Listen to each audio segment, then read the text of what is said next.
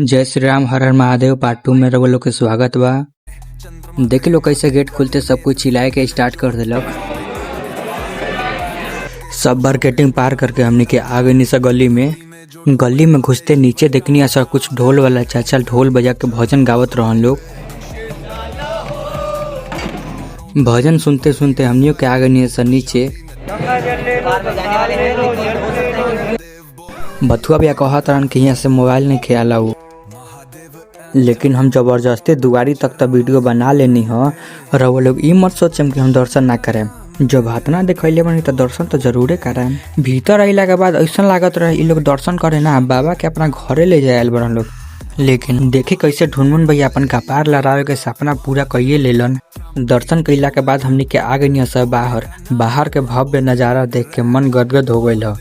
कुछ देर मंदिर में घूम के प्रसादी लेके हमने के आ गई अपना रूम पर। अगर वीडियो अच्छा लगा तो फॉलो कर ले। हर हर महादेव, जय श्री राम।